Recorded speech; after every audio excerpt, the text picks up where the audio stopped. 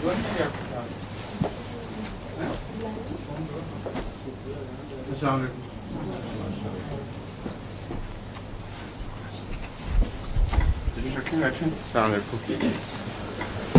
वालेकुम जी। Homeopathy class आ गई फिर।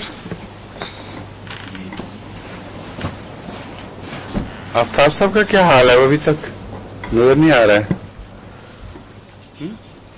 पूछा रास्ता तो आ गया। सॉरी आफ्ताब साहब, उनकी बेटी आई है, बोल ही नहीं रही। एक जब बोलने वाली बेटी नहीं ना आई। क्या हाल है बुशरा? तुम हैं? क्या हाल है अब्बा जान का? देते ना पहले से काफी जी, पहले से आप भी हैं। हाँ ठीक है माशाल्लाह। अभी आराम करना चाहिए कुछ देर। वो झटका लगा है कुछ पीछे और वो मसल्स दूर हो गए हैं। काफी तकलीफ उठाई है उससे। हम क्या पढ़ रहे थे डॉक्टर साहब? ओपियम हुजूर। ओपियम? सॉरी प्लम्बम शुरू करने वाले थे, ओपियम पढ़ रहे थे। ओपियम पढ़ चुके थे मेरे पढ़ ख्याल चुके हैं, प्लम्बम शुरू करने। हाँ हाँ, ये ठीक है, ठीक है।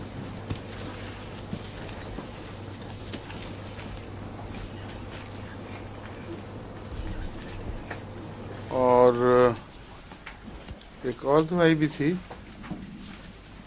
कहाँ रह गई? गिर गई हो गई। आ रही प्लम्बम इसको कहते हैं, सिक्के को। और अक्सर पेंट्स जो हैं उनमें सिक्का इस्तेमाल होता है। पता नहीं क्या वजह है, क्यों वो डालते हैं, लेकिन सिक्का ज़रूर इस्तेमाल होता है। और बाज़ लोगों को सिक्के की बड़ी सख्त एलर्जी होती है। यहाँ तक कि पेंट हुआ हो, अगर सूख भी चुका हो तो कुछ हल्के से फ्यूम्स उसके उस वॉलेटाइल ऑयल में उड़ते रहते हैं। वॉलेटाइल ऑयल तो नहीं होता, मगर फिर भी जो ताज़ा तेल है कुछ न कुछ उसका उड़ता है। और उसके साथ सिक्के के ज़र्रात भी बहुत ही खफीफ फ़िज़ा में मौजूद होते हैं। जिनको एलर्जी हो वो पेंट सूखने के बाद भी जाएं तो बाज़ दफ़ा शदीद कॉलिक का दौरा पड़ता है। तो इसकी जो एलर्जी है उसका ज़्यादा असर पेट पर शिकंजे की तरह जकड़ी जाने वाली दर्द से ज़ाहिर होता है। कॉलिक है जिस तरह मुट्ठी में किसी ने डाल के मरोड़ दी है पूरी तरह, और बड़ा सख्त कॉलिक होता है। और फिर नाफ अंदर की तरफ खिंचती है और उस पर भी कमर की तरफ जैसे नाफ को रस्सी से बांध कर खींचा जा रहा हो। ये ख़ास इलामत है इसकी, प्लम्बम की कॉलिक की। अगर पेंट ना भी हो, वैसे ही किसी को कॉलिक हो और ये इलामत पाई जाए तो उसमें प्लम्बम बहुत इफ़ेक्टिव और ज़ूद असर दवा है। प्लम्बम की एक निशानी आमतौर पर जो मुंह में दिखाई देती है वो ये है कि दांतों के नीचे मसूड़ों पर एक नीली सी लकीर आनी शुरू हो जाती है, जो वक्त के साथ साथ गहरी होती जाती है। ये नीली लकीर मसूड़ों के ऊपर एक टिपिकल प्लम्बम का निशान है। और बाज़ दफ़ा मुंह को किसी और गरज से देखना हो तो वो लकीर नज़र आती है तो प्लम्बम का ख्याल आ जाता है खुद ब खुद। काले निशान और किस्म के खून के निशान वगैरह वो तो अलग चीज़ है, लेकिन नीली टिपिकल प्लम्बम का निशान है। इसका मसल्स के ऊपर एक तशन्नुजी असर है जो आर्जी जैसा कि मैंने बयान किया है, एक फालजी असर है, और उसके नतीजे में खुसूसन जो राइटर्स पॉल्जी कहलाती है वो भी तशन्नुज इसके नतीजे में पैदा होती है। प्लम्बम पे दाएं हाथ की मुट्ठी गिर जाएगी और कलाई सुगड़ जाएगी। कुछ टेंडन्स या फ्लेक्सस का जो भी जिम्मेदार होते हैं इसके, उनमें नक्स की वजह से प्लम्बम के मरीज़ हमारे एक हुआ करते थे बुजुर्ग, कादियान में बड़े अच्छे लिखने वाले, माशा फजल हुसैन साहब। वो बहुत मेहनत करने वाले थे, हिंदुइज़्म पे बड़े माहिर, और हवालों से वो किताब बनाया करते थे तरतीब देकर सिर्फ, और शाज़ ही कोई उनका अपना लफ्ज़ बीच में मिलता था। لیکن ایسی عمدہ ترتیب دیتے تھے حوالوں کو کہ پڑھنے والا یوں لگتا تھا جیسے کسی نے مسلسل مضمون لکھا ہے. اور اس لحاظ سے بہت قابل انسان، بہت ویسے ایک نیک مزاج سلسلے کے بزرگ. ان کو ٹپیکل پلمبم کا فالج تھا. وہ چونکہ بعد میں نے پڑھا یہ، اس لیے مجھے یاد آتا ہے وہ نقشہ جو کھینچا جاتا ہے نا کتابوں میں کہ لکھنے والا زیادہ، ہاتھ سے کام لینے والا، اس فائل کو ڈراپ ہو جاتی ہے رسٹ، تو ان کی رسٹ ڈراپ ہوئی تھی. تو اگر پلمبم کے بغیر بھی پلمبم کی پوائزننگ ذمہ دار نہ ہو بلکہ کسی اور بیماری کی وجہ سے اس قسم کی علامتیں ظاہر ہوں تو پلمبم اس کا علاج ہے.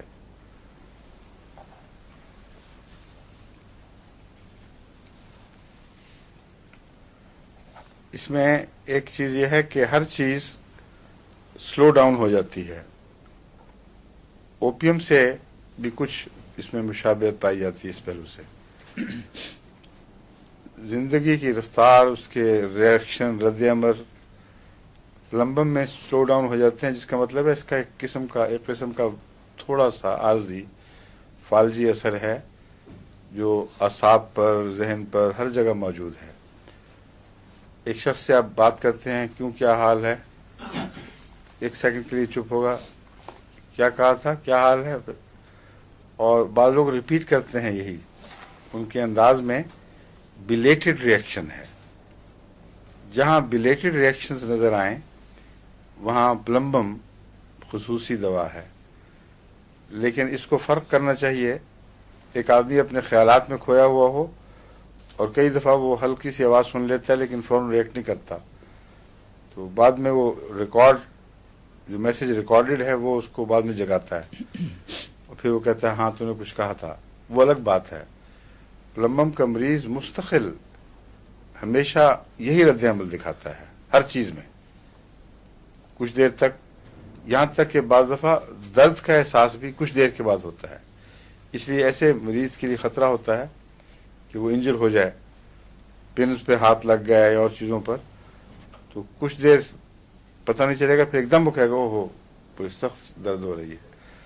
تو درد ہوتی ہے، بات بھی سمجھتا ہے، اس میں کمی نہیں، لیکن رجسٹر کرنے کا جو وقت ہے اس میں وقت فرق پڑ جاتا ہے. یہ ٹپیکل پلم کے علامتیں ہیں.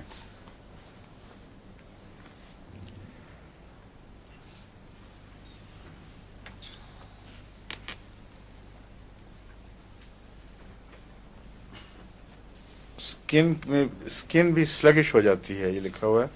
وہ میں آپ کو بتا چکا ہوں، وہی بات ہے. یعنی جو جلد کے درد محسوس کرنے والے جو ہیں نروز ہیں وہ پیغام دیر میں پہنچاتی ہیں.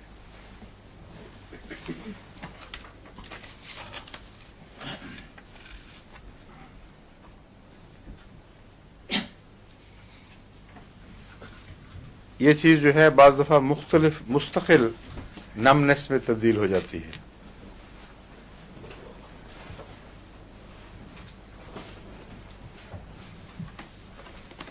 صبح ہم پڑھا رہے ہیں پلمبم کی ایک علامت ہے کہ وہ مریض کو پیغام دیر سے ملتا ہے،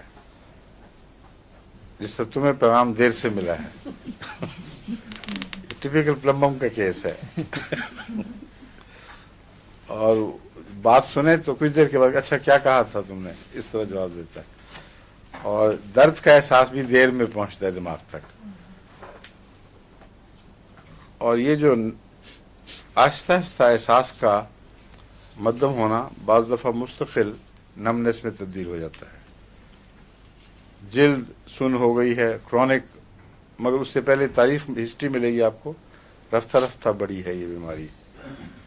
اور پاؤں وغیرہ میں ہر جگہ آہستہ آہستہ اس میں جان اور احساس کی طاقت مٹتی ہوئی نظر آتی ہے.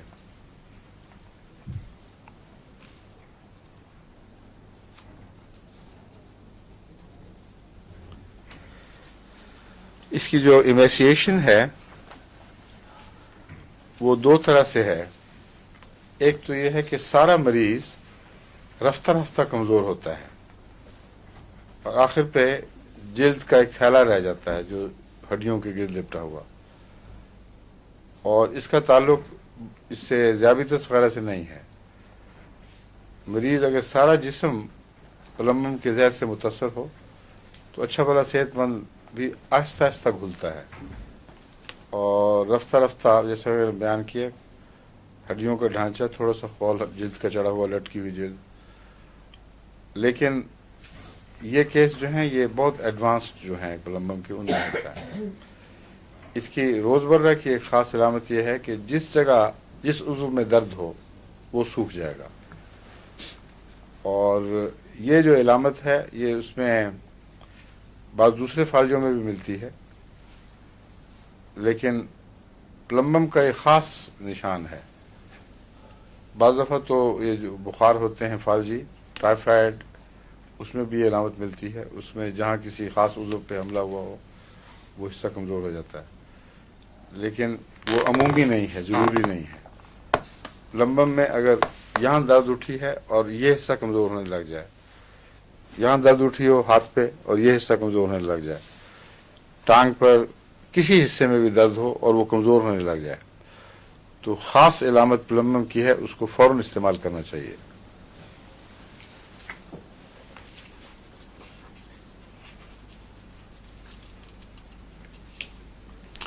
شیٹک پینز میں بھی یہ بہت اچھی دوا ہے، لیکن اس کی کوئی ایسی ڈسکرپشن نہیں ہے عمومی جو اس کو الگ کر دے۔ پلمبم کو میں نے ایٹ رینڈم استعمال کیا، جب بعض دوائیں جو شیاٹیکا میں کام نہیں آتی تھیں جب وہ ناکام ہو گئیں تو اندازہ لگا کر کہ پلمبم بھی اچھا ہے وہ استعمال کر لی، کبھی فائدہ ہوا کبھی نہیں ہوا۔ لیکن جو عمومی پلمبم کی علامتیں اگر وہ پائی جائیں، مثلا مسوڑوں کے اوپر نیلی لکیر اور وہ احساسات کی سست روی، آہستہ پیغام پہنچاتے ہیں، یہ اگر باتیں پائی جائیں تو پھر شیٹیکا میں پلمبم ضرور پہلے دینی چاہیے۔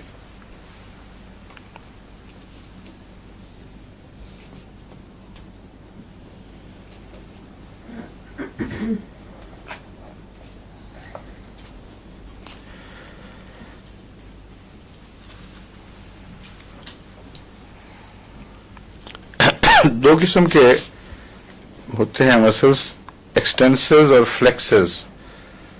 اس کا فالج کا تعلق ایکسٹینسر سے بھی ہے، فلیکسر سے بھی ہے، لیکن ایکسٹینسر سے زیادہ ہے۔ ایسا فلیکسر تو یہ ہے نا جو کھینچے گا، جو فلیکس بینڈ کرتا ہے، ہاں بینڈ کرے گا، جی اور ایکسٹینسر جو لمبا کرے گا، ٹھیک کھینچے گا، جی ہیں جو کھینچ کے اس کو اٹھائے گا، جی جی ہاں جی جی وہ ایکسٹینسر ہے۔ جی سر یہ جو ڈراپ ہے اس وجہ سے ہوتا ہے ٹھیک ہے، کہ ایکسٹینسر یہ جو اٹھانے کی طاقت ہے نا جی وہ کم ہو جاتی ہے، جو ڈراپ ہو جاتا ہے۔ ٹھیک ہے تو جہاں بھی کھینچنے کا اور تناؤ کا فالج ہو وہاں اوزار لٹک جائیں گے، ٹھیک ہے یہ ٹپیکل اس کی علامت ہے، مگر فلیکسر میں بھی ہو جاتا ہے اس کا اثر۔ ٹھیک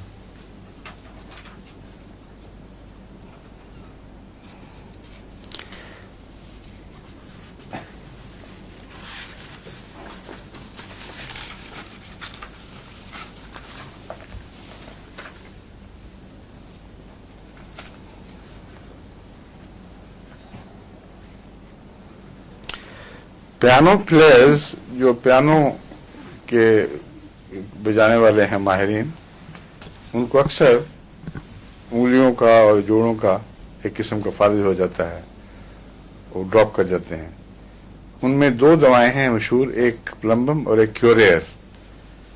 کیوریئر ایک پوائزن ہے بڑا خطرناک، جس کا خاص طور پر فالجوں سے تعلق ہے۔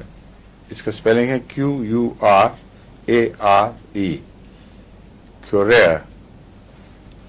یہ اس کے ساتھ کمپیٹ کرتا ہے اس معاملے میں، دونوں ہی پیانو والوں کے فالجوں کے چوٹی کی دوائیں سمجھی جاتی ہیں۔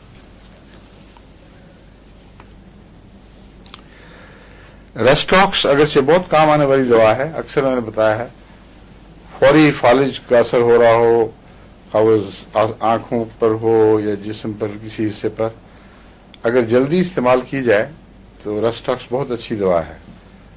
اور اگر ذرا دیر ہو جائے تو سلفر کے بغیر پورا فائدہ نہیں دیتی، کیونکہ رسٹاکس کے متعلق یہ یاد رکھنا چاہیے کہ نسبتاً کم گہری دوا ہے، اگرچہ استعمال بہت ہوتی ہے لیکن نسبتاً کم گہری دوا ہے، اور یہ پلمبم اس کے مقابل پر بہت زیادہ گہری دوا ہے۔ اور بھی کئی ایسی دوائیں ہیں جن میں سلفر رسٹاکس سے ملتی جلتی علامتیں، جلد کے چھالے وغیرہ یہ ساری پائی جاتی ہیں، رینانکولس بلبس ہے مثلا، اور وہ ساری دوائیں جو اس قسم کی علامتوں میں رسٹاکس کے شریک ہیں، رسٹاکس کی نسبت زیادہ گہری ہیں۔ تو اس کا علاج میں نے مگر ہے یہ بہت اچھی فالج کی دوا، اس لیے میں نے اس کا علاج یہ کیا تھا کہ سلفر کے ساتھ انٹروڈوز کرتا تھا، اور یہ فارمولہ بہت اچھا کام کرتا ہے۔ دیر کے بعد بھی اگر دینی ہو تو سلفر جگاتی ہے رد عمل کو، اور رسٹاکس کام کرتی ہے فالج پر پھر۔ تو ان دونوں کا آلٹرنیشن ایسا ہے کہ پولیو کے مریضوں کو بھی جو لمبے عرصے کے تھے، اللہ کے فضل سے بہت نمایاں فائدہ ہوا۔ میں مثالیں پہلے بھی کئی دفعہ بیان کر چکا ہوں، اور وہ فارمولہ یہ عدلنے بدلنے کا تھا، لیکن خالی سلفر کام نہیں کر رہی تھی، رسٹاکس کا فالج سے بہت گہرا تعلق ہے، اور چونکہ گہری اور قدیم دوا نہیں ہے اس لیے اکیلی کام نہیں کرتی۔ سلفر دیں، جسم کو جگائیں، پھر رسٹاکس دے دیں، پھر سلفر دیں، اس طرح بہت اچھا کمبینیشن بن جاتا ہے۔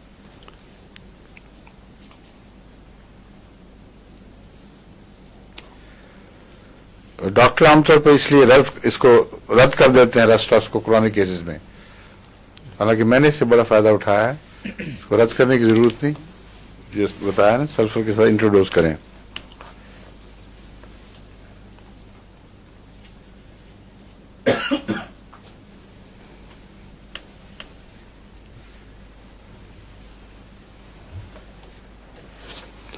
اس کی قبض بڑی سخت ہوتی ہے پلمبم کی، لارج ٹول بالز کی صورت میں یہ امپیکٹ ہوتا ہے، کمپیکٹ ہوتے جاتے ہیں، اور اس کے لیے کافی پرابلمز بن جاتی ہے، انجری بھی ہو جاتی ہے، اور بعض دفعہ ڈاکٹرز کو میکینیکل مینز استعمال کرنے پڑتے ہیں۔ تو اس کی اصل وجہ یہ ہے کہ یہ آہستہ آہستہ بڑھنے والا فالج جو جلد پر پیدا کرتا ہے وہی میوکس میمبرینز پہ بھی کرتا ہے، اور انتڑیوں کے گرد جو باریک مسلز کی جھلی ہوتی ہے جو آگے دھکیلتی ہے انتڑیوں کے خاص موشن کے ساتھ، اس کو یہ معوف کر دیتا ہے۔ بس آہستہ آہستہ بڑھتا ہے فالج، آہستہ آہستہ بڑھتا ہے، اور رفتہ رفتہ قبض گہری ہوتی چلی جاتی ہے اور قدیم ہو جاتی ہے۔ یہ کوئی ایسی قبض نہیں ہے جو اچانک کسی وجہ سے ہو گئی، کھانا ادھر ادھر ہو گیا، بدپریزی ہوئی، بلکہ یہ اس ٹائپ کی قبض ہے، اور اس میں جیسا کہ میں نے بیان کیا ہے کچھ آپ کو صبر کے ساتھ پلمبم دینی ہوگی، کیونکہ جو آہستہ بیماریاں آتی ہیں ان کا علاج بھی نسبتاً آہستگی سے ہوتا ہے، فوری نہیں، لیکن بعض اثرات ان کرونک بیماریوں کے دواؤں کے فوری بھی ہوتے ہیں، مثلا کولک ہے، پیٹ درد ہے، تشنج ہے، اس میں یہ تو نہیں آپ کہہ سکتے کہ آہستہ ہوگا، کوئی چند مہینے لگ جائیں گے۔ جو دوا کرونک بھی ہو اگر کسی ایک پہلو سے فوری اثر دکھاتی ہے تو یعنی فوری بیماری پیدا کرنے والا زہر ہے، تو ہومیوپیتھک میں وہ فوری طور پر اس کو دور بھی کر سکتا ہے، اور جو بیماری کوئی زہر آہستہ پیدا کرتا ہے اس کو جب دوا کے لیے استعمال کریں گے تو آہستہ آہستہ دور کرے گا، کیونکہ ٹشوز کے اندر انسانی خلیوں میں کمزوریاں بیٹھ چکی ہوتی ہیں لمبا عرصہ، اور ٹشوز کی تبدیلیاں اچانک نہیں ہو سکتی، وقت لگے گا، ان کی صفائی ہوگی، پھر ان کے اندر صحت مند تبدیلی واقع ہوتی ہے۔ آگے بولنے والی بیٹی، اچھا میں یہی ہم کہہ رہے تھے، میں نے کہا تھا چلو آفتاب صاحب کا کیا حال ہے، کوئی جواب نہیں آیا، میں نے کہا کہ کوئی بیٹی نہیں یہاں، تو دیکھا وہ نہ بولنے والی بیٹھی ہوئی تھی بشرا، تو میں نے کہا شاید ابھی بولنے والی بیٹی نہیں آئی، تمہیں نہیں نا پتا تھا اس بات کا، ہم دیکھو بول پڑی خود، تو نے بات سچی کر دکھائی۔ بتاؤ کیا کہتی ہو؟ میں کہہ رہی ہوں اگر گہری بیماری ہو تو اس کو چھوٹی پوٹینسی دے، اگر بڑی دے تو نقصان تو نہیں ہے؟ پوٹینسی کے متعلق یہ رشید صاحب کی اپنی اسپیشل تھیوری ہے، पोटेंसी का जो असल इस्तेमाल है वो तो तजर्बे से आता है, और बाज़ दफ़ा लंबे इस्तेमाल के बावजूद एक चीज़ का नहीं पता चलता, आदमी सब रिजेक्ट कर देता है एक दवा को कि ये काम नहीं कर रही, कोई और होम्योपैथ उसको ऊंचा इस्तेमाल कर लेता है, फिर फ़ायदा हो जाता है, उसका इल्म में आ जाती है बात। होम्योपैथ की इंफॉर्मेशन ट्रांसफ़र का निज़ाम ठीक नहीं है, इससे अमूमन होम्योपैथी के मुस्तकबिल को नुकसान पहुंच रहा है। जिस तरह अताई हकीम पुराने ज़मानों में हुआ करते थे, सीना दर सीना नुस्खे चला रहे हैं पागलों की तरह, वो अपने ख़ानदान की जायदाद बना लिया इल्म को, जिसकी वजह से सारी कौम गरीब हो जाती है। मगरिब ने इस बारे में सिवाय इंडस्ट्रियल सीक्रेट्स के, वो एक अलग चीज़ है, उसमें इन्होंने कंजूसी नहीं की, और इंडस्ट्रियल सीक्रेट्स में भी अमूमन एक दूसरे को बता देते हैं, बाहर वालों को नहीं शामिल होने देते, उनको पता है ये हमारी जो बादशाही है इंडस्ट्री पे, ये हाथ से जाती रहेगी, इसमें दूसरे शरीक हो जाएंगे। जापानीज भी उन्होंने खुद सीख लिए हैं वो राज इनके, लेकिन थर्ड वर्ल्ड को नहीं बताते। इस लिहाज से हमें उठना पड़ेगा। एक उसमें खराबी बड़ी ये है जो मैंने अभी बयान की है कि हर इल्म, हर दरियाफ्त जो एक शख्स करता है वो उसको अपना ज़ाती हिस्सा बना के बैठ जाता है, अपने ख़ानदान का की जायदाद बना लेता है और कौम के साथ शेयर नहीं करता, और कौम फिर सारी की सारी गरीब हो जाती है। अगर एक दूसरे का साथ शेयर करें तो एक आदमी को एक राज नहीं मिलेगा, बल्कि 50, 60, 100, 1000 तक भी मिल सकते हैं। इसलिए एमडी होम्योपैथ्स को पोटेंसी के इल्म में खुसूसियत के साथ वैसे भी अपने तजर्बे भेजने चाहिए, मुअय्यन लिखते रहना चाहिए कि हमारे नज़दीक फलां चीज़ की ये पोटेंसी ज़्यादा कारआमद है, ये कम है, वगैरह वगैरह। अब एक साहब ने मुझे लिखा था कि मैं इसको एमेटिक क्या कहते हैं, उसको एंटीमोनियम टार्ट एमेटिक कहते हैं, उल्टी कराने वाली, वो ऊंची पोटेंसी में 30 वगैरह में इस्तेमाल करता रहा, और जो दमे के ऐसे मरीज थे जिनमें अंदर बलगम से छाती जम चुकी थी, जुड़ी हुई थी, उनको कोई ख़ास फ़ायदा नहीं हुआ। कहता फिर मैंने 3x 6x वगैरह छोटी पोटेंसियाँ इस्तेमाल की तो बड़ा नुमाया फ़ायदा हुआ है। ये गालिबन प्राइमरी रिएक्शन में फ़ायदा पहुँचाती है। जब पोटेंसी फ़ायदा दे तो एनालाइज भी करना पड़ेगा कि क्यों दिया है इसने छोटी ताकत में। ये टार्ट एमेटिक कहलाती है। अगर किसी को उल्टियाँ करवानी हो तो एंटीमोनियम टार्ट दें तो उल्टियाँ आनी शुरू हो जाएंगी, वो उसका पहला रिएक्शन है।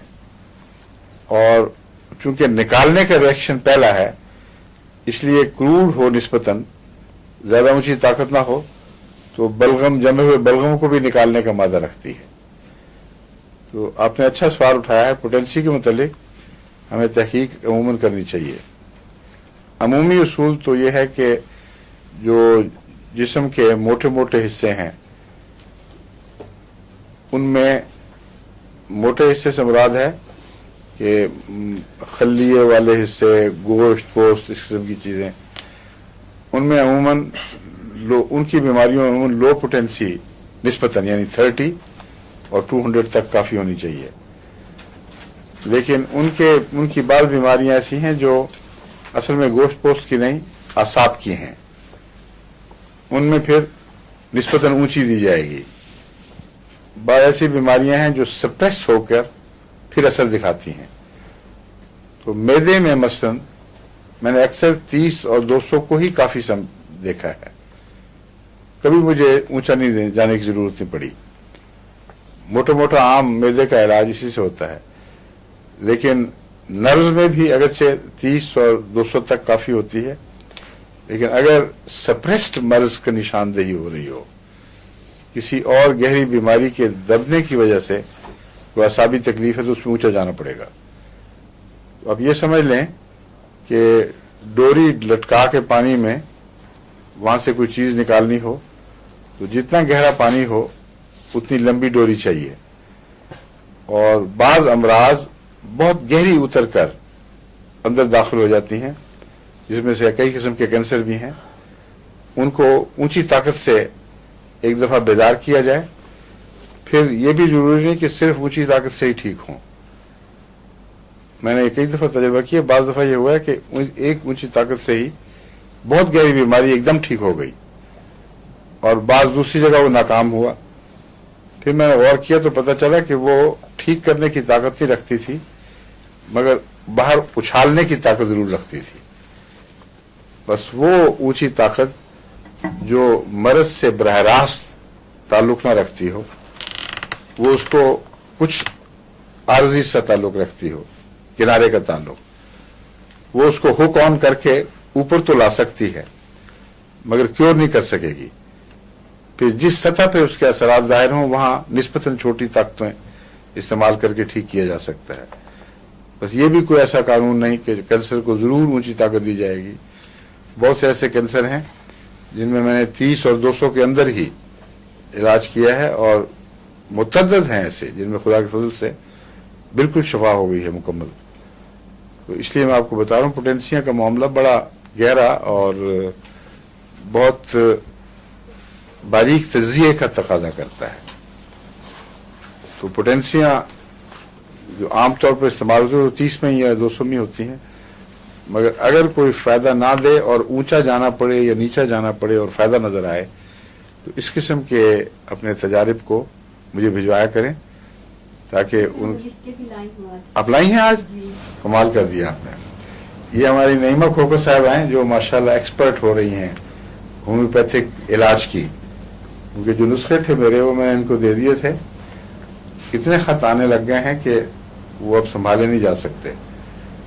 جب تک ہم اپنی کتاب نہ شائع کر دیں اس وقت تک یہ بوجھ رہے گا. تو نعیمہ کو اور ان کے ساتھ ایک اور خاتون کو میں نے تیار کرنے کی کوشش کی تھی. دوسری خاتون نے تو دوسری ڈاک میں چھٹی کروا لی, میرے بس کی بات نہیں. اور نعیمہ ماشاءاللہ ہوشیار ہے اس معاملے میں.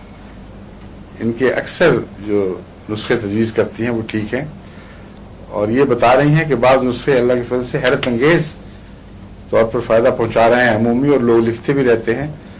انہوں نے وہ ریکارڈ کرنا شروع کر دیا. دوسرا بعض خاص تجربے جو تھے ان کو میں نے کہا تھا جو لوگ بتاتے ہیں کہ یہ ہوا ہے, وہ آپ مجھے کسی دن لا کے دیں, ہم کلاس میں بھی لوگوں کو بتائیں گے. لائی ہیں آپ؟ سنائیں پھر پڑھیں. لاؤڈ اسپیکر ہے آپ کے پاس؟ ہیں؟ اچھا دے دے.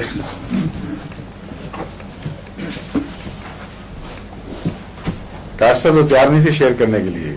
میں دیکھ رہا تھا ان کے ہاتھ کی طرف کہ لاؤڈ اسپیکر اٹھانے کے لیے ہلتا ہے تو نہیں کرنا ارے شکر ہے تاج محل میں دل چھوٹا ہے.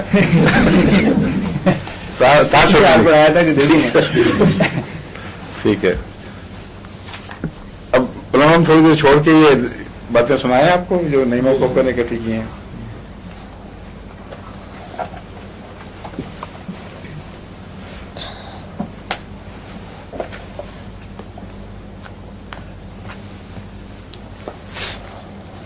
ایک میں نے نسخہ بتایا تھا, یہاں بھی شاید بتایا تھا, کہ عام طور پر جو سینے میں جلن بتاتے ہیں لوگ اس کا دل سے تعلق نہیں ہوتا بلکہ معدے سے ہوتا ہے.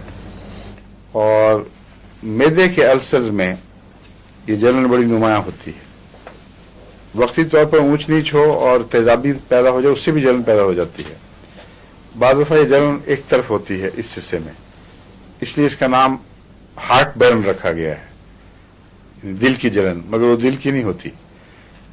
اس میں ایک نسخہ میں نے کہا تھا کہ یہ استعمال کر کے دیکھیں. کالی آیوڈائڈ 200 میں اور نکسوامی کا 30 میں. نکسوامی کا اگر السرز نہ بنے ہوں اور انفلمیشن ہو صرف یا تیزابیت بڑھنے کی وجہ سے ہو تو اکیلا کافی ہو جاتا ہے نکسوامی کا. اور اگر زخم بن گیا ہو یا السر بن رہا ہو اس میں نکسوامی کا اکیلا کافی نہیں ہوتا. اس کو میں نے سلفر کے ساتھ دے کے دیکھا مگر کوئی خاص فائدہ نہیں ہوا. پھر کالی آیوڈائڈ استعمال شروع کیا 200 میں, اس سے کافی نمایاں فرق پڑتا ہے. تو یہ ایک نسخہ آپ استعمال کراتی رہی ہیں لوگوں کو. کچھ لوگ خود بھی سن کے شاید کرتے رہے ہوں. اس پہ تبصرے آئے ہوئے ہیں؟ اچھا جی. कहती हैं अक्सर खतूत में ये रिस्पॉन्स मिली है, ये बताया गया है, इस नुस्खा के इस्तेमाल से उन्हें इस तकलीफ से मुकम्मल आराम आ गया है, जबकि इससे पहले ज़ेनटैक इस्तेमाल करते हैं डॉक्टर साहब, ज़ेनटैक जी जी जैसी महंगी दवाई होती है, बहुत महंगी जी। ओहो, तो कहते हैं ज़ेनटैक जैसी महंगी दवाओं से मुसीबत पड़ी हुई थी। मेरा ख्याल है ज़ेनटैक छूटने से भी शायद फायदा हो गया हो। मुफ्त हर वक्त का खर्च जो है हार्ट बर्न को बढ़ाता है ना। यही बहरहाल कहते हैं कि एक नहीं बहुत मुतअद्दिद हुदूद में ये जिक्र मिलता है कि हम एलोपैथिक दवाओं के चक्कर में पड़े हुए थे, खर्च भी ज्यादा और फायदा भी कुछ नहीं, थोड़ी देर के लिए आराम, बाद और प्रॉब्लम्स पैदा हो जाती थी। तो अल्लाह के फजल से ये नुस्खा बहुत मुफीद है। जहां मुफीद ना हो उनको लिखना चाहिए और फिर निस्बतन ज्यादा तफसील लिखनी चाहिए इलामात की। कोई और वजह फिर उसमें होगी ऐसी जिसने कॉम्प्लिकेट कर दिया है मामले को। एक मैंने आपको बताया था कि औरतों के रहम के लिए अगर वहाँ कुछ इन्फेक्शस स्पॉट्स रह गए हों, किसी किस्म का कोई मादा जो हर वक्त रिश्ता रहता है और बदबू भी पैदा करता है, जिस्म के अंदर जहर घोलता है, उसके लिए पायरोजेनम और सल्फर 200 चोटी की दवा है और इसको मैं कसरत से इस्तेमाल कराता हूँ। मेरे ख्याल में तो इतनी मौसर दवा है ये औरतों के रहम में प्लेसेंटा मुस्तकिल रह जाने की वजह से या और ख़राबियों की वजह से, जहाँ ताफ़ुनात शुरू हो जाते हैं और बुखार या जिस्म टूटता है, बुखार नहीं भी बनता मगर बुखार की कैफियत रह जाती हैं, वहाँ इसको रूटीन के तौर पर भी इस्तेमाल किया जा सकता है, कोई नुकसान नहीं है। पहले इससे शुरू करें और फिर जो इलामतें भी ज़ाहिर हों उसके मुताबिक इलाज शुरू करें।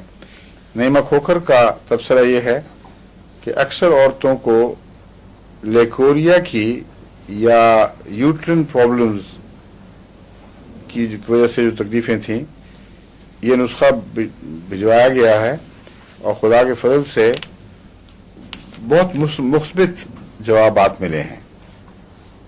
अक्सर औरतें लिखती हैं कि हमें अल्लाह के फजल से बड़ा नुमाया फ़ायदा पहुंचा है। फालिज के लिए एक तजुर्बा लिख रहे हैं ये,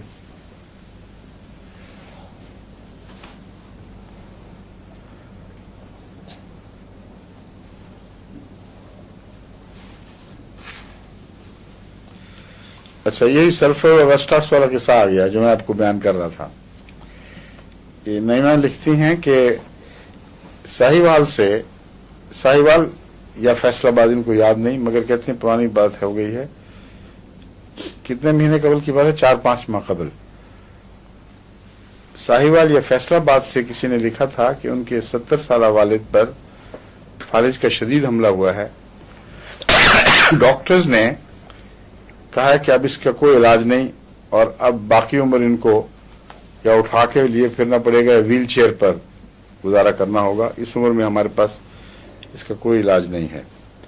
कहती हैं उनको यहाँ से नुस्खा रस्टॉक्स और सल्फर का, जो अक्सर मैं इब्तिदा में फालिज में यही देता हूँ, वो भिजवाया गया।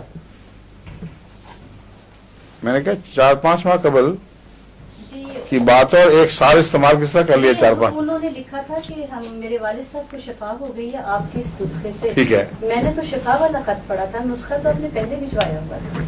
आपने नहीं देखे ना, ज़ाद ये है जी कि 4-5 माह कबल किसी खातून ने तहरीर किया जी, पर उन्होंने लिखा था ना कि मेरे वालिद साहब ठीक हो। पुरानी बात लिखी थी जी जी। अच्छा, मैं हैरान था 4-5 माह में 1 साल किस तरह इस्तेमाल कर दिया। लिखा था 1 साल। हाँ मैं समझाऊँ, तहरीर वाज़ेह नहीं थी। मुराद इनकी ये है कि 4-5 माह हुए खत मिला था, एक खातून ने लिखा कि मेरे वालिद को कुछ अर्सा पहले ये फालिज हुआ था और डॉक्टरों ने जवाब दे दिया था। आपने ये नुस्खा भिजवाया रस्टॉक्स और सल्फर 200 में बारी बारी।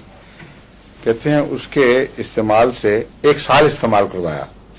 जैसे मैंने बयान किया ना, फालिजों में ख़ासतौर पर जो बूढ़ों में हो वक्त लगता है, तो कहती हैं अल्लाह ताला के फजल से 1 साल के अंदर अंदर वो चलने फिरने लग गए और अब तो बाजार से सब्जी सौदा वगैरह खुद दे के आते हैं माशाअल्लाह।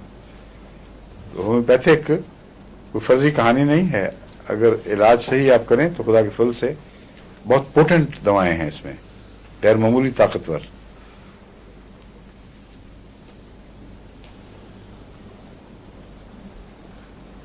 ایک اور انہوں نے تبصرہ کیا ہوا ہے، ان کا خط A3 کے سائز کے برابر تھا.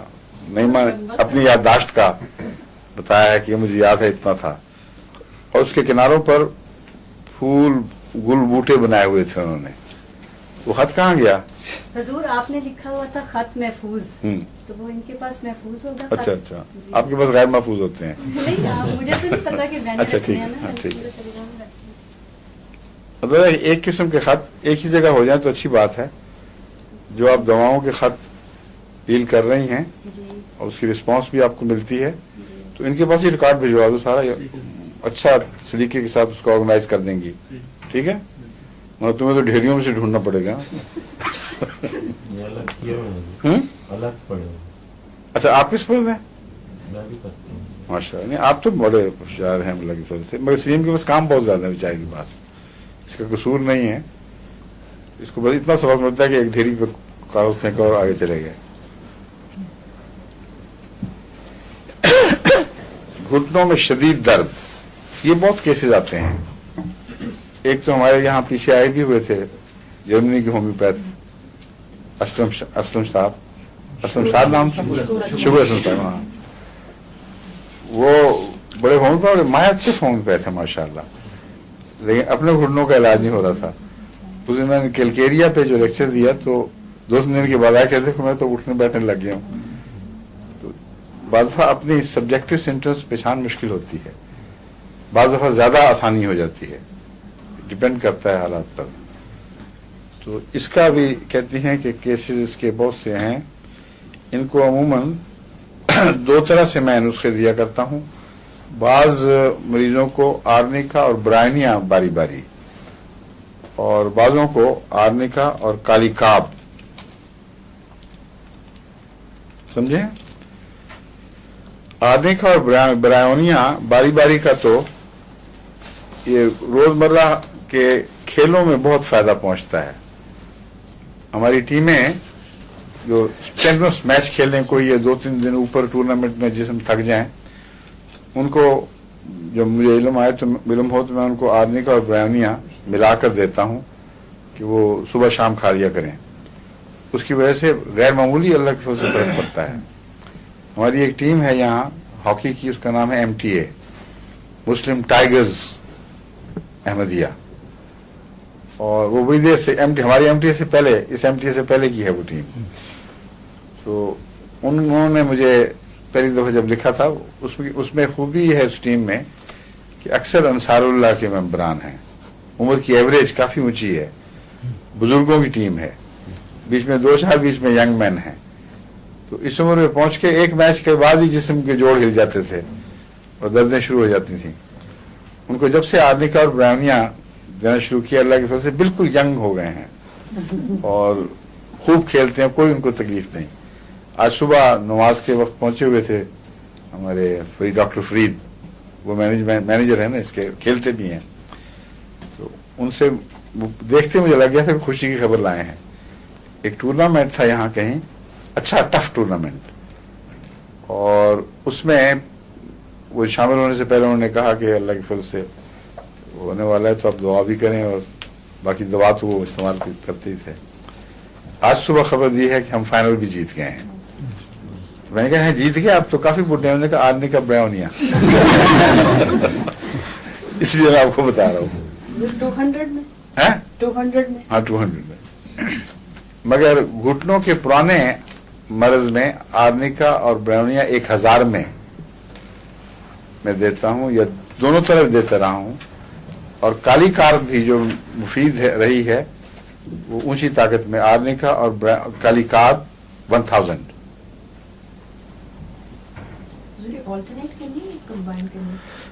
میں کالی کارب کو تو میں ہمیشہ آلٹرنیٹ کرتا ہوں، لیکن آرنیکا اور برائنیا کو دونوں طرح دیا ہے. جہاں تک 200 کا تعلق ہے ملا کر دیتا رہا ہوں اب تک اور فائدہ مند ہے، اور جہاں 1000 کا تعلق ہے وہاں آلٹرنیٹ کرنا غالباً زیادہ بہتر ہے.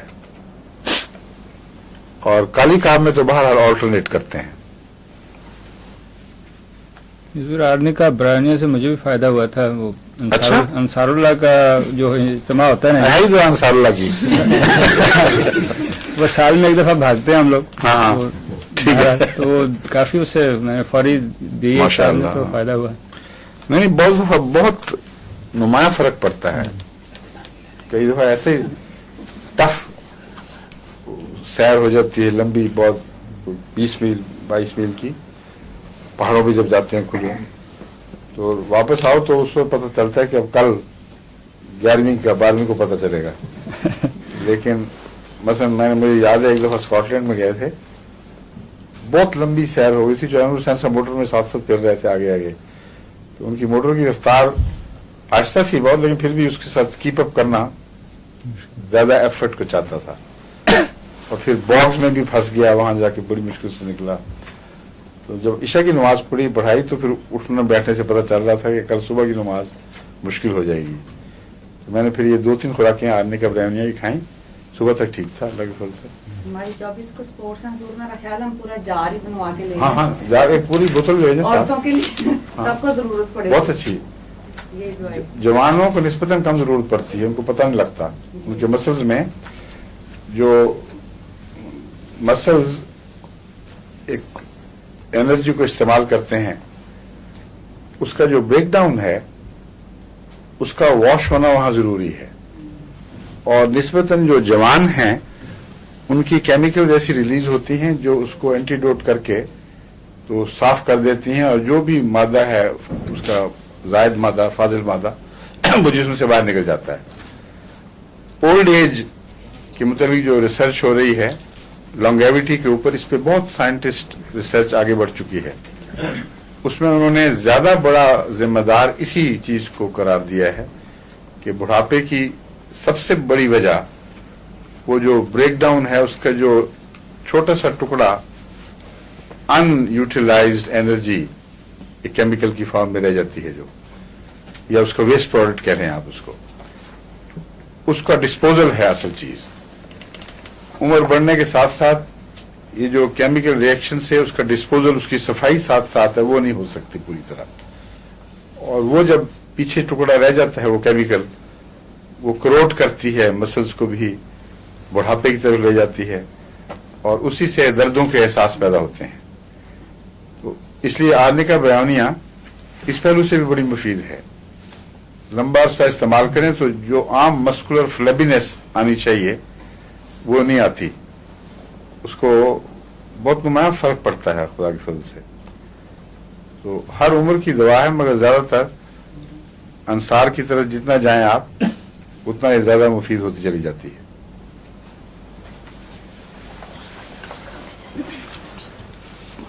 موت کا خوف, ایک انہوں نے یہ عنوان بنایا ہوا ہے بڑا زبردست.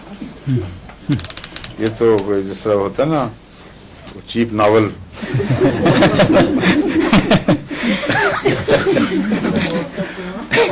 موت کا خوف, اس کے ساتھ ایک اور لگا کے کچھ اور بھی لکھتے ہیں.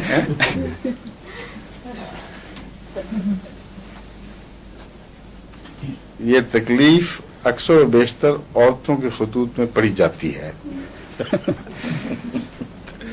ملتی ہے وہاں, لجنا سے تعلق ہے. ہاں لجنا سے. کہتے ہیں ایک دفعہ ایک 75 سالہ خاتون کو یہ وہم ہو گیا تھا کہ وہ اچانک مر جائیں گی, اور 75 سال کو ہوا تھا تو اتنا غلط بھی تو اس میں تو تعجب کی کیا بات ہے. کہتے ہیں ان کو مشورہ دیا گیا کہ آپ آرسنک 1000 کھائیں, میں نوٹ لکھ دیا آرسنک 1000 کھائیں. کہتے ہیں ایک ہی خوراک سے اللہ کے فضل سے طبیعت سنبھل گئی, اور دوسری خوراک کے بعد مستقل آرام آ گیا, وہ خوش باش ہیں.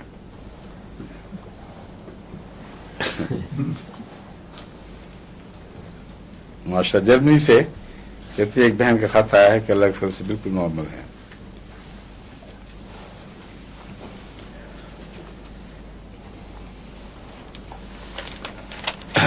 ایک ٹیوبرکلوزم کے متعلق عموماً جو بچے مستقل کمزور ہوں اور نارملی بچوں کو بڑھنا چاہیے نہ بڑھیں، ان میں ہم جو روزمرہ کا ٹونک دیتے ہیں وہ ہے فیرم فاس کلکیریا کالی، اور یہ عموماً بہت مفید ہے.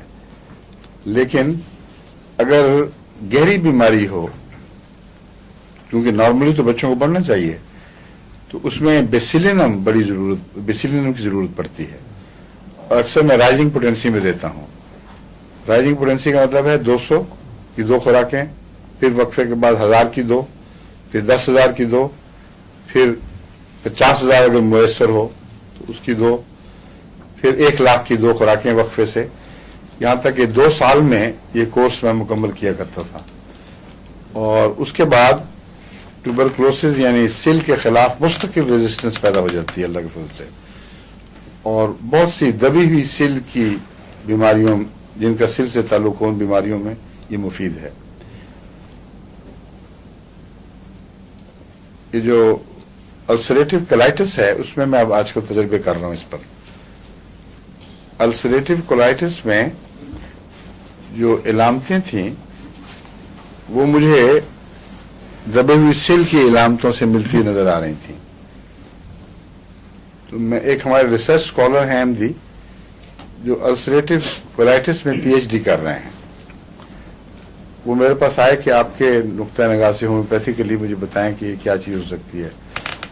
اس میں نے ان کو بتایا تو بہت متعجب حیران ہوئے. انہوں نے کہا ہمارا جو دنیا کا ایک چوٹی کا ماہر ہے اس چیز کا، پروفیسر ہے انگلینڈ میں، وہ میرا پی ایچ ڈی کا انچارج ہے، اور وہ یہ کہتا ہے کہ ہم نے جو ریسرچ کی ہیں ان میں عجیب بات نظر آتی ہے کہ پھیپھڑے کی کمزوریوں کا السریٹو کولائٹس سے تعلق ہے، اور بعید نہیں کہ وہ سلی مادہ ہو جو اس کے اندر ہو.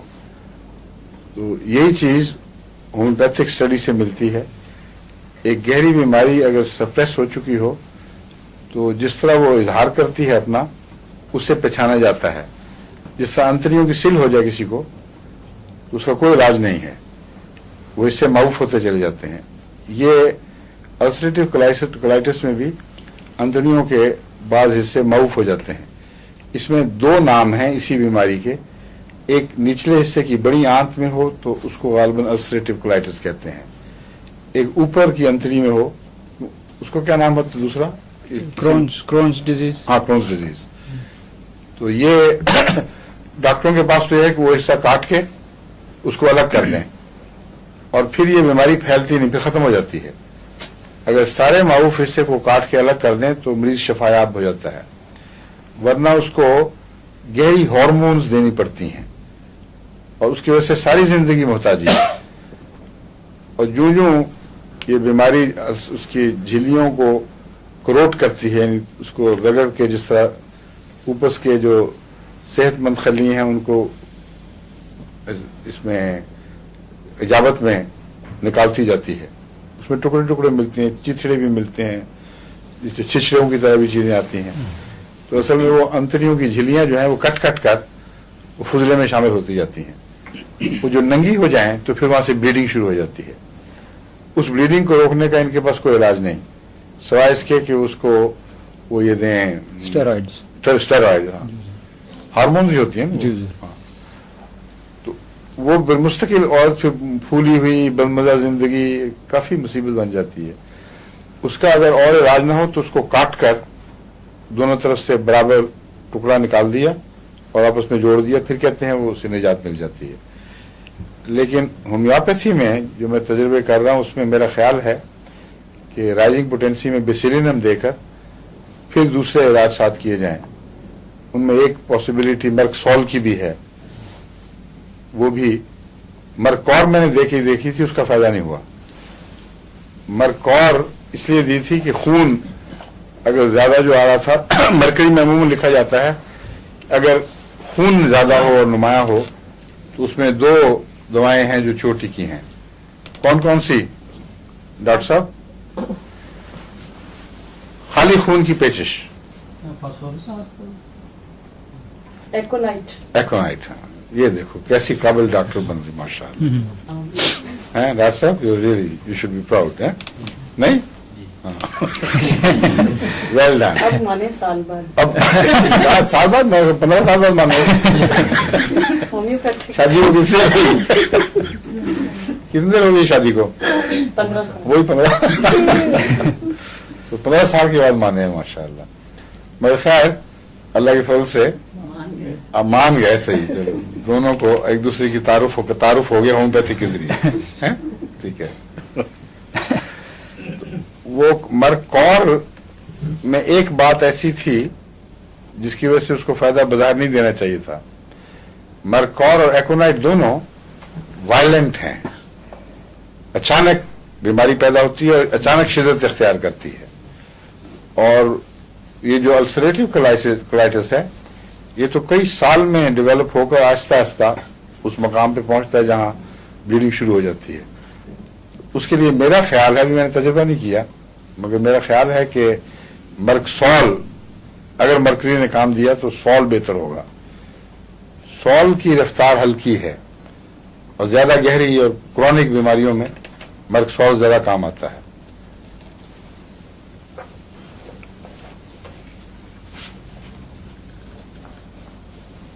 इसमें कहते हैं ट्यूबरकुलोन आपने 1000 में तजवीज किया था और कहते हैं 4-5 खुराकें दी हैं जिसकी ग्रोथ बिल्कुल बंद हुई थी, वो दोबारा शुरू हुई और 4-5 खुराकों के बाद अब आधा स्टोन वजन बढ़ चुका है अल्लाह के फजल से। तो कई ऐसी मुस्तकिल तकलीफें हैं जो नफ्सियाती लिहाज से मरीजों के लिए एक अजाब बन जाती हैं। अब एक बच्ची बेचारी की उम्र, छोटी उम्र में ग्रोथ रुक जाए और फिर वो बौनी सी रह जाए, स्किनी सी, तो वो बड़ी ख़तरनाक चीज़ है। इसलिए ये होम्योपैथी की ये दवाएं जो हैं, ये अल्लाह के फजल से गहरी अंदरूनी तब्दीलियाँ पैदा करती हैं। बाज़ फ़ायदे एलोपैथी के भी हैं कि फ़ौरन दवाई खाई आराम आ गया बज़ाहिर, लेकिन क्राइसिस के बाद बाज़ दफ़ा लोग मजबूर हो जाते हैं।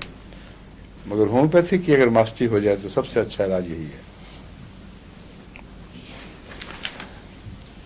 अब वापस अभी है वक्त प्लम्बम।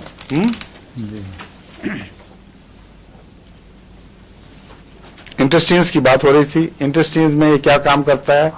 परीसिस, ये जो प्लम्बम है, ये अंतड़ियों में आहिस्ता आहिस्ता और पार्शियल फालिज पैदा करता है और उसकी वजह से क्रॉनिक कब्ज, जिसमें अंतड़ियों में धकेलने की ताकत नहीं रहती, वो काफी तकलीफ दे चीज बन जाती है। उसके लिए ये ठीक है प्लम्बम।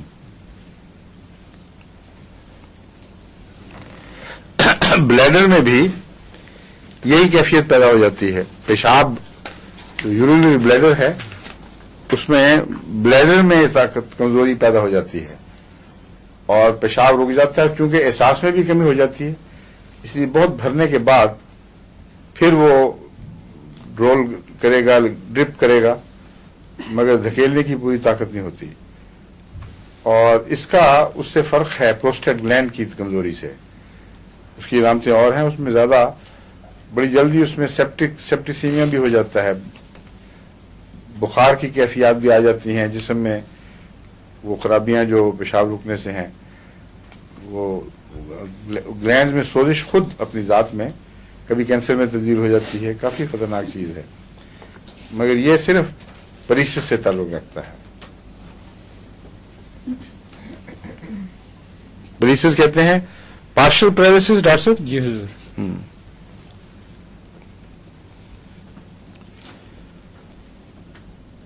एक इलामत लिखी होती है, एवरीथिंग ईटन टर्न सार, violent vomiting of everything eaten. ये क्यों है? वही बीमारी है असल में। मैदे को 3 घंटे में खाली होना चाहिए। 3 घंटे तक मैदे के अंदर जो ग़िज़ा है वो लुआबों के असर से और फिर मैदे के अंदर की सिक्रीशंस के असर से इस हद तक वो हो जाती है काबिल हजम कि अगला हिस्सा फिर उसको संभाल लेता है, अंतड़ियों वाला हिस्सा।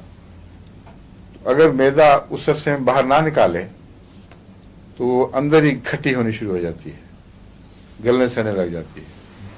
اس سے تیزابیت، بدبودار ڈکار، پھسپسے سے گندے ڈکار، اور وہ کھٹاس جو اصل تیزاب کی نہیں بلکہ غلط تیزابوں کی ہوتی ہے. ایک تیزاب ہے ہائیڈروکلورک ایسڈ، وہ بعض دفعہ کم ہو تو پھر بھی معدہ کھٹا ہو جاتا ہے، کیونکہ ہائیڈروکلورک ایسڈ اگر کم ہے تو غذا پوری ہضم نہیں ہو رہی، اس سے پھر ڈکے سے فالس ایسڈز پیدا ہوتے ہیں جو ہضم کے لیے نہیں پیدا ہوتے بلکہ بدہضمی کے نتیجے میں پیدا ہوتے ہیں. اس لیے بڑا مشکل ہے یہ پہچان کہ ایسیڈیٹی زیادہ ہے یا ایسیڈیٹی کم ہے. اکثر جو مریض ہیں ان میں ہائیڈروکلورک ایسڈ اگر ینگ ہے تو ہائیڈروکلورک ایسڈ زیادہ ہونے کی وجہ سے ہوتا ہے. اگر بڑی عمر کا مریض ہے تو ہائیڈروکلورک ایسڈ کم ہونے سے بھی ایسیڈیٹی یعنی تیزابیت بڑھ سکتی ہے. اور ایک وجہ اس کی یہی ہے پریسس، انتڑیوں کی موومنٹ کمزور ہو جائے تو کھانا کھینچنے کا نظام آہستہ ہو جاتا ہے، اس لیے سارا سسٹم، ساری نالی ہی آہستہ چلتی ہے. اس سے معدے میں کھٹاس اور بکبکے ڈکار اور اس قسم کی کیفیات جو ہیں، تو یہ پلمبم کے معاملے میں وہ تیزابیت کی خرابی سے نہیں، گلینڈز کی خرابی سے نہیں بلکہ فالج کے نتیجے میں ہوتا ہے. تو اگر آپ پہچان لیں تو پھر علاج بہت آسان ہو جاتا ہے. مگر بار بار مریضوں کو دیکھنا، ان پر غور کرنا، ذہن میں نقشہ جمانا، اپنی ناکامیوں کا تجزیہ کرنا یہ ضروری ہے. بعض لوگ اپنی کامیابیوں میں ہی پڑے رہتے ہیں بیچارے، اور اس کی وجہ سے ان کو کوئی زیادہ فائدہ نہیں پہنچتا. کیونکہ وہ کس کا قول ہے ایک بڑے حکیم کا کہ میں نے عقل بیوقوفوں سے سیکھی ہے. نہیں کسی کو یاد ہے سقراط کا یا غالباً سقراط کا؟ ہاں سقراط کا تھا یا دیوجانس کا تھا. بہرحال مشہور پرانے یونانی فلسفیوں میں سے کسی ایک سے کسی نے پوچھا، یا لقمان کا تو نہیں تھا، لقمان سے کسی نے پوچھا، ارسطو، سارے نام آ گئے کسی کا تو اس لیے وہ بہرحال اچھا جواب ہے. مگر سب سے اچھا جواب یہ ہے کہ اپنی بیوقوفیوں سے، جو شخص اپنی بیوقوفیوں کا واقف نہ ہو وہ دوسری کی بیوقوفی سے فائدہ نہیں اٹھا سکتا. اس لیے ہمیشہ وہ آدمی امپروو کرتا ہے جو اپنی ایررز پر کڑی نظر رکھتا ہے. اور انہی معنوں میں حضرت صلی اللہ علیہ وسلم کو ظلوماً فرمایا گیا ہے کہ اپنے نفس پر کوئی رحم نہیں. غلطی ہے تو فوراً سامنے آئے گی، باریک تر نہ غلطی نیچی ڈوبی ہوئی وہ بھی پکڑ لیتے تھے. تو اس لیے ہر علم میں ترقی کے لیے یہ رجحان پیدا کرنا ضروری ہے کہ محض اپنی کامیابیوں پر ہی انسان خوش نہ ہو کہ میں نے یہ بھی کر لیا وہ بھی کر لیا. ناکامیوں پر غور کرے تو پھر کامیابیوں کی فہرست میں اضافہ ہوگا اور معلوم ہوگا کہ کیوں میں ناکام رہا ہوں. دو سوال ہیں. جی ایک خاتون کی عمر 40-45 سال کے قریب ہے، کمر کے لیے دھونے سفید ہونی شروع ہو گئی. کیا ہو گیا؟ بھویں سفید. اچھا صرف بھویں؟ جی کہ سر میں پیٹ دبانا ہے، پھر بھویں کو ٹھیک ہے. عام طور پر چھوٹی جگہوں میں اگر لٹیں سفید ہوں تو اس کا علاج سورائنم ہے. 1000 میں سورائنم کسی عمر میں بھی ہو یہ تکلیف، بعض چھوٹے بچوں میں بھی ہو جاتا ہے کہ 8-10 سال کی لڑکی، اس کی بعض لٹیں پوری کی پوری سفید ہو گئیں. ان میں سورائنم 1000 نے بہت نمایاں فائدہ پہنچایا ہے. اس لیے آپ ٹھیک ہے پہلے سورائنم استعمال کروائیں ان کو. ٹھیک ہے. دوسرا سوال ایک خاتون نے پوچھا ہے کہ اگر کسی دوا کے ساتھ کوئی ریئیکشن ہوا ہے انہیں تو اگر وہ اینٹی ڈوٹ لیں تو کیا وہ اسی پوٹنسی میں لیں؟ اگر 1000 لی تھی تو اینٹی ڈوٹ بھی 1000 لیں؟ پتہ کوئی نہیں کس ریئیکشن کس حد تک ہے، کہاں ہوا ہے. یہ تو کیس اسٹڈی کے اوپر ہو سکتا ہے فیصلہ، اصولی فیصلہ کوئی نہیں ہے. جنرل اگر اوور آل ریئیکشن ہے، ساری دوا غلط ہو گئی، پورا ریئیکشن، تو پھر اسی طاقت میں اس کا اینٹی ڈوٹ ہوگا. اگر جزوی ریئیکشن ہے، مثلا آپ نے کسی نے نقص وامی کا کھائی ہے اور جلد پر صرف ریئیکشن ہوا ہے، تو اس کا علاج नक्सवामिका 30 में हो सकता है, ज़रूरी नहीं कि जिस ताकत में सल्फर खाई हो उसी में दवाई दी जाए। तो ये केस टू केस अलामात देख कर फैसला हो सकता है। हाँ जी, आखिरी बात बता दो, वक्त ख़त्म हो गया। हाँ जल्दी से। औरत ने पूछा कि 1 महीने की प्रेगनेंसी है और बच्चे का भी वजन अभी 3 सेंटीमीटर उसकी बताई है लेंथ, और फाइब्राइड और एक ट्यूमर भी इतना ही, और इसी रफ्तार से तीनों चीजें बढ़ रही हैं।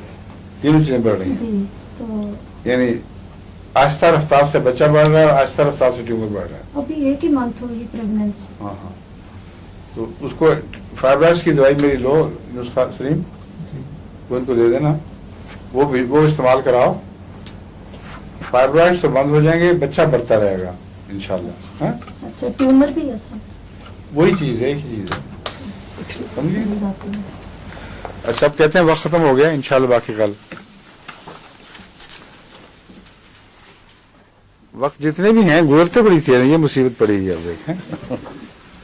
बाद लोगों को आहिस्ता वक्त गुजरने की बीमारी होती है, हमारे यहाँ तेज गुजरने की बीमारी है। अस्सलाम वालेकुम।